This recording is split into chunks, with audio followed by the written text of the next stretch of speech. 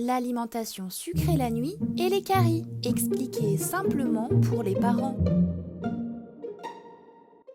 Bébé est arrivé dans la famille et les tétés rythment ses journées et ses nuits. Lait maternel ou lait maternisé, le lait restera sa principale alimentation durant de nombreux mois. Il faudra toutefois veiller rapidement au nombre de prises alimentaires au cours de la journée, mais aussi et surtout au cours de la nuit. Car à partir de 6 mois, bébé grandit tellement que le lait de maman ne suffit plus à lui seul pour satisfaire ses besoins. Après cet âge commence alors la diversification alimentaire. D'abord avec des purées, puis des petits morceaux. Ça tombe bien, vers 6 mois, la première dent de lait fait son apparition. Il va bientôt commencer à mastiquer ses premiers aliments.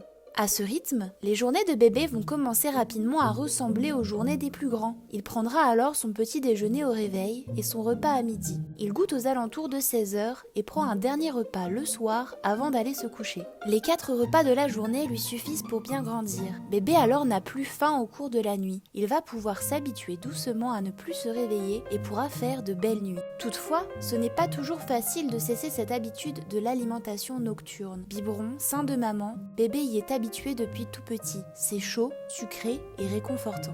Oui, mais à partir de 6 mois, la première dent de lait arrive. Et toutes les autres vont suivre jusqu'à ses 2 ans et demi environ. Chaque tétée donnée la nuit laisse du sucre dans la bouche de bébé. Et si cela est répété trop souvent, cela devient problématique pour ses nouvelles dents. Ce sucre, qu'il soit contenu dans le lait ou dans des bonbons, les bactéries qui font des caries en raffolent. Si bébé consomme du sucre à répétition, ces bactéries vont s'activer pour envoyer des attaques acides aux dents. Les dents s'abîment, des caries se forment. Du lait alors, même nature, un chocolat chaud, du sirop avec de l'eau, du jus de fruits, un soda, tous contiennent du sucre. D'autant plus que nous produisons naturellement moins de salive la nuit.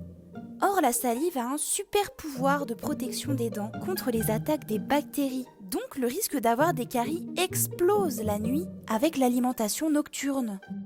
Seul un biberon non sucré peut être alors donné durant la nuit, et donc c'est de l'eau tout simplement. C'est très important, car les premières caries de bébé peuvent arriver dès ses 1 an, et ces caries peuvent embêter bébé. Les dents cariées sont plus sensibles et peuvent parfois provoquer des douleurs, même si ce n'est pas toujours le cas. Et un enfant qui a mal, c'est un enfant qui pleure plus souvent, qui a du mal à dormir et qui a plus de mal à manger. L'enfant peut aussi avoir plus de mal à apprendre à parler, car c'est plus difficile avec des dents abîmées. Une dent de lait cariée et non soignée, ça peut aussi abîmer la dent d'adulte qui se prépare à pousser juste en dessous.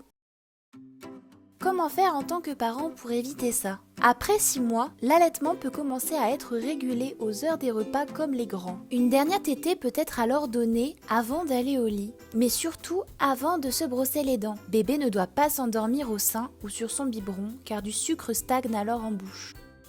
Dès que la première dent arrive, on commence à la brosser, et ce tous les jours, avec une brosse à dents adaptée à son âge ou au moins une compresse. Comme on l'a expliqué, puisque l'on salive moins en dormant, les dents sont moins protégées. Le brossage du soir est donc le plus important et de loin. Il ne faut pas s'endormir avec du sucre dans la bouche. Donc après le repas du soir, on brosse les dents de bébé et en cas de dernière tétée tardive, on rebrosse. Rendez-vous dans la vidéo de brossage des premières dents de bébé pour savoir comment faire. D'autres rituels d'endormissement peuvent être mis en place. Lire une histoire, chanter des berceuses, faire des câlins, à chacun sa solution. Si bébé se réveille régulièrement la nuit, là encore à chacun sa méthode. Le laisser se rendormir en attendant quelques minutes, accepter le biberon la nuit en le diluant progressivement avec de plus en plus d'eau au fil des jours, ou bien arrêter totalement du jour au lendemain. Compenser ce changement avec d'autres alternatives, comme le bercement, les câlins. À chacun d'essayer ce qui peut convenir à son bébé. Si l'enfant plus grand réclame à manger la nuit ou hors des repas, rendez-vous dans la vidéo sur le grignotage et les sucres cachés pour plus de conseils. Rendre visite au dentiste. La première consultation peut se faire dans les 6 mois après l'apparition de la première dent, donc autour des 1 an. Le dentiste pourra vous donner plein de conseils adaptés pour la santé des dents de votre bébé. Les bonnes habitudes se prennent tôt et restent ancrées toute la vie. À bientôt dans une autre vidéo.